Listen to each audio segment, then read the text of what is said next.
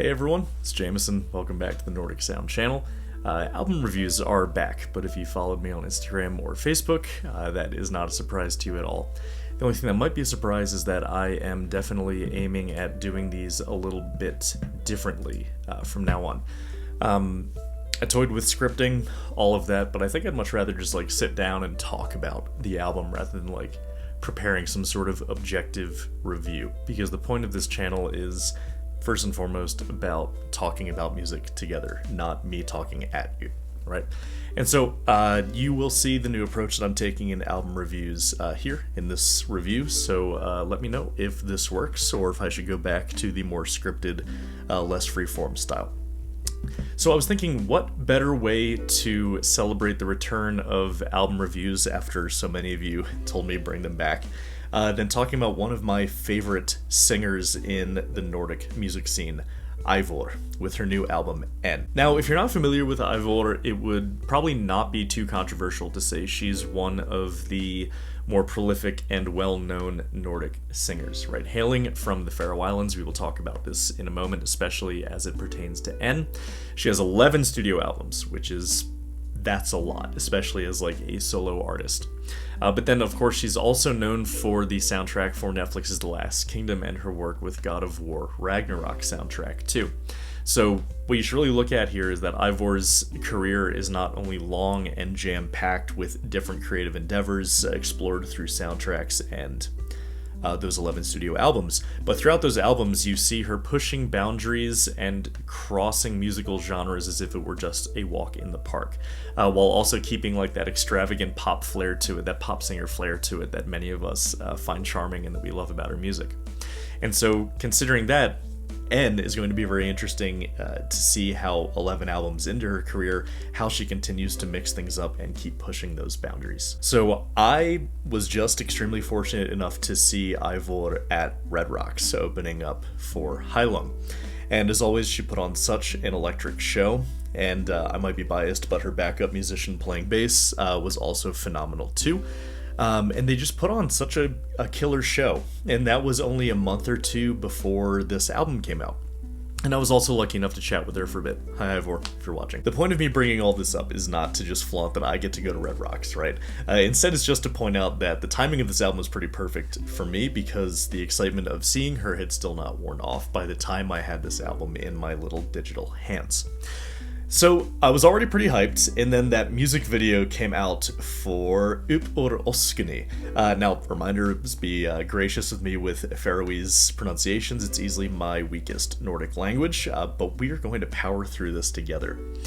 But I don't know how you guys felt, but when Eivør Oskuni came out, a lot of us were really taken aback. You know, it is her first record on Season of Mist, so we shouldn't have been surprised at how dark and heavy it was. But at the same time, I feel like a lot of us were like, whoa, this is something different for Eivør. Not just the song itself, but the music video was very it still had that Eivør pop queen flair to it, which I do love. You know, the stuff that reminds me of Lady Gaga and stuff like that, just the theatricality of it, of the pop scene. But it had this darkness to it that really took a lot of us by surprise. I was reading plenty of comments even from her friends in the music industry too that were like, god damn, this is heavy and this is dark. And so I think a lot of us were wondering, is the whole album gonna be like this? If so, what is that going to be like coming from Eivør? You know, someone who, yes, she has her heavier moments. Is it Trollabunden? I'm thinking of, you know, the chanting has always been a huge part of her music, but to have it focus on this dark and heavier side compared to that more pop energy that she typically has, it was definitely something different. But, you know, 11 albums into her career, we shouldn't be surprised that she's experimenting and keeps pushing the boundaries of what Eivør is supposed to sound like. And in that way, you know, I always appreciate artists that are not complacent in their ruts and are trying something new, even 11 albums into a discography. Do not underestimate how much music that is to make and create and put yourself into, right? But, you know, once the album comes out, we get the liner notes. And the liner notes tell us that this album is supposed to be about contrast, right? Directly from the liner notes, Eivør calls her Nordic home in the remote Faroe Islands a landscape of extremes, sitting in the North Atlantic Ocean just above Scotland and southeast of Iceland, with a total population of about 50,000. I just want to interrupt real quick with a personal anecdote that's directly relevant to the location of Iceland. Many of you know that I used to be a butcher and a fishmonger, and one of the Faroe Islands' biggest export, if not the biggest export, is salmon. Faroe Island salmon is like top tier farm-raised salmon as far as that can go, right? And I had this coworker, he was only 17, 16, never left this small town in New Hampshire. And whenever someone would ask, where are the Faroe Islands, because no one in New England or New Hampshire is really going to know where the Faroe Islands are, he would without hesitation say, somewhere near Japan. And he never even he just made it up, right, on the spot. And one day I had to check him. I was like, dude, they're nowhere near Japan. It's between Norway and Iceland. And he was like, oh, all right. But then he kept continuing to say that they were near Japan. So all this is just to say, very few people actually know where the Faroe Islands are, and now even better, there's a whole community of people in a small town in New Hampshire who believe that the Faroe Islands are Japanese. So thank you, Will, for that. Hopefully one day that'll be remedied, but who knows. Okay, sorry for the interruption. Let's continue with the liner notes here. The climate is full of contrasts, very dark, heavy winters and bright, warm summers.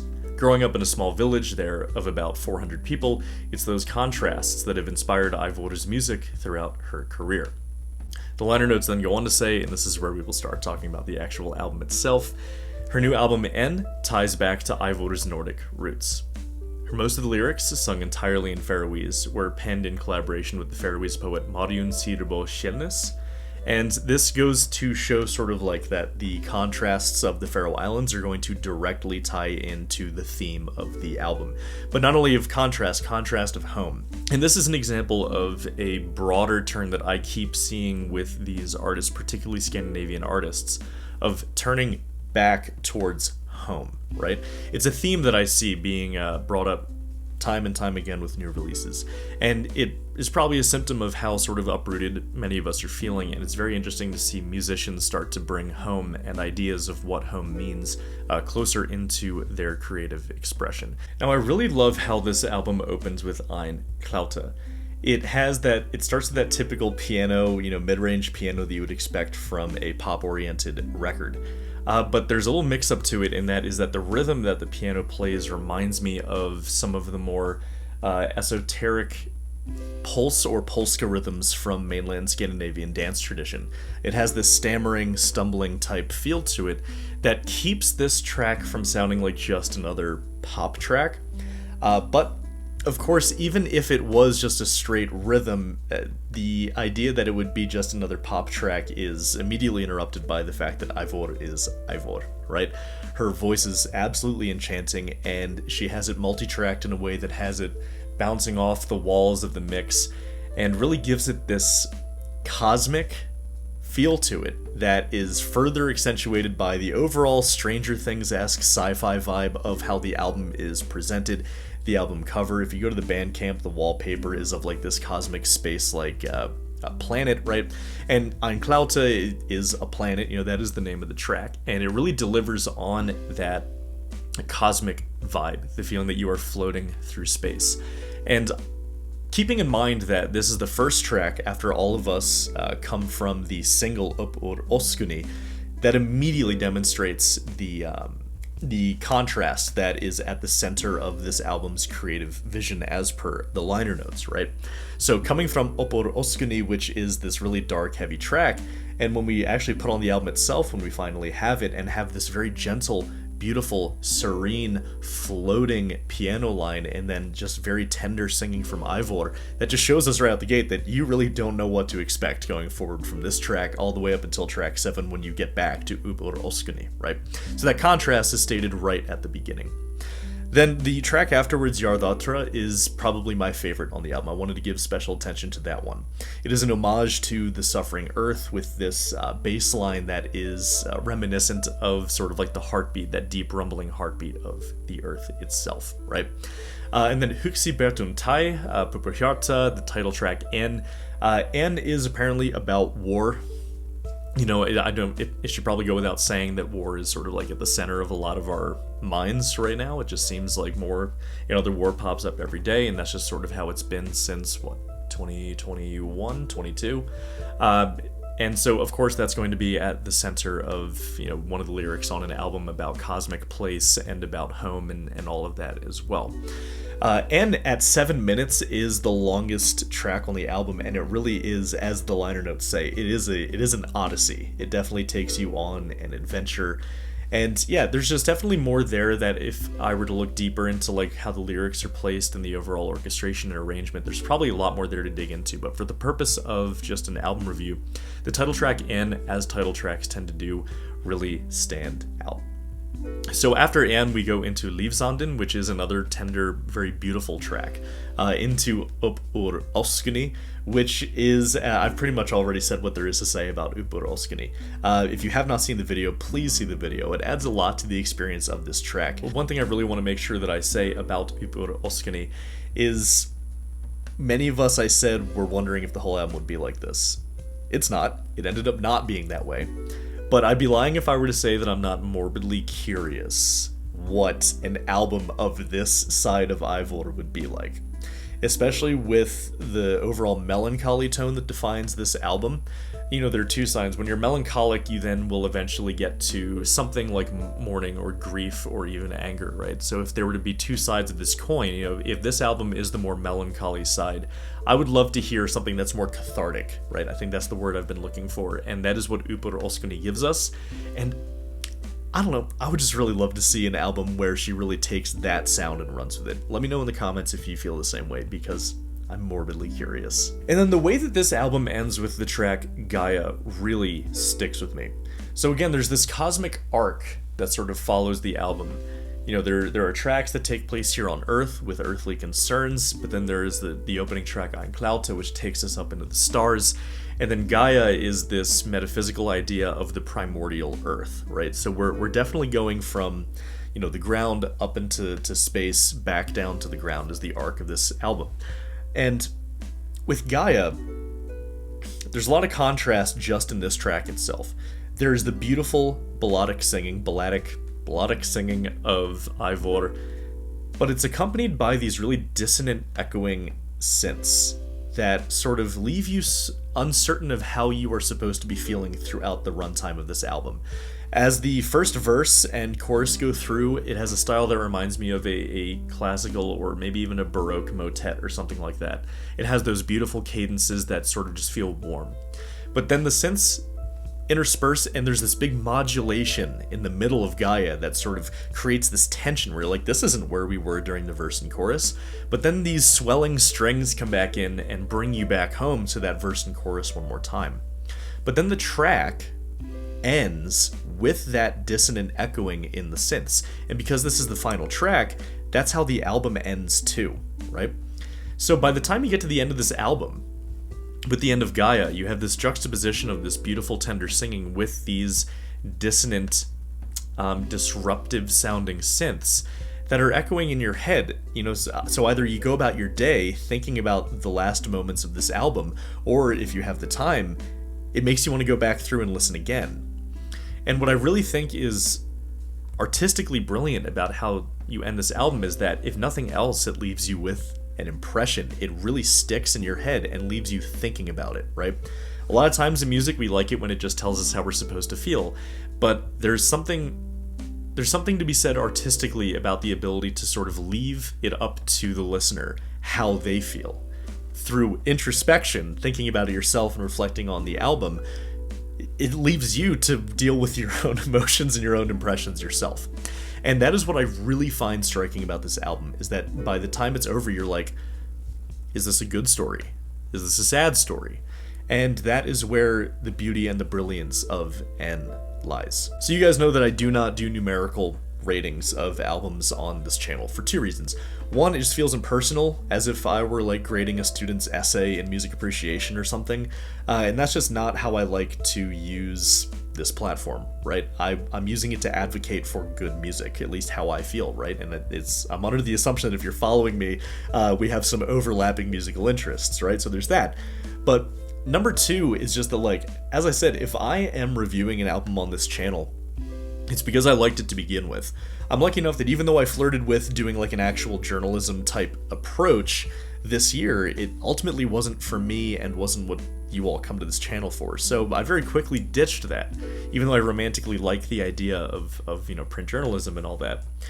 But because of that, because I'm not a journalist outlet and my main income is not this channel, luckily, I'm able to be a little bit more discerning with what I get to talk about on this channel. So if I'm talking about the album, it would, in the first place, it would be a bare minimum 3 out of 5 to begin with. So I don't know, it just feels like a numerical rating would be redundant. Just understand that if I'm reviewing an album on this channel, it's because I like it and I want you to listen to it. So a numerical rating would be redundant anyway. But all this is to say that even though I'm not giving numerical ratings and I like pretty much everything that I review on this channel, this album is just spectacular. It's outstanding. It gives you such a dynamic but cohesive experience, right?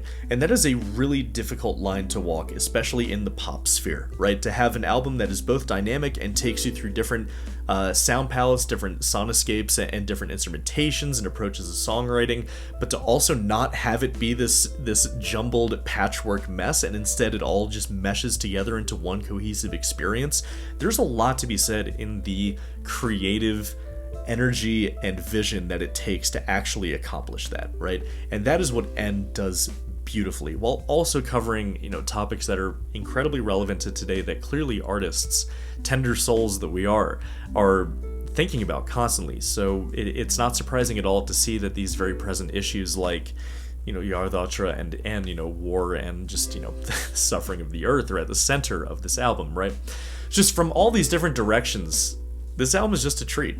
And it's for all of these reasons that I've sort of like rambled on to you guys about today that I really hope that you give this album a listen. It really stands out in her discography where, again, it needs to be said, 11 albums in, however many soundtracks, knowing that she's not content or complacent to just sit in a rut and do the same thing, which she could, right? But she's choosing because she has something within her that says, do something different, push your own boundaries. And we really just need to support artists who are taking that approach, right? So anyway, this is all to say, and stellar album. Would not be surprised if this album shows up on my best of 2024 list, but that remains to be seen. You all know how tastes change over just the course of a year. But please, guys, let me know what you think. If you've been a longtime fan of Eivør, how does this album stand up to the rest? If you're just listening to Eivør for the first time, what does this album say to you about who she is as an artist? What did you think about the music video itself? And also, what albums would you like me to review going forward? And finally, just let me know if you prefer this more casual format. It's less stressful for me. I just feel like I'm sitting here chatting with friends, which I would very much prefer. So anyway, thank you guys. Really glad that reviews are back. And I guess that I will see you later and stop rambling. Take care.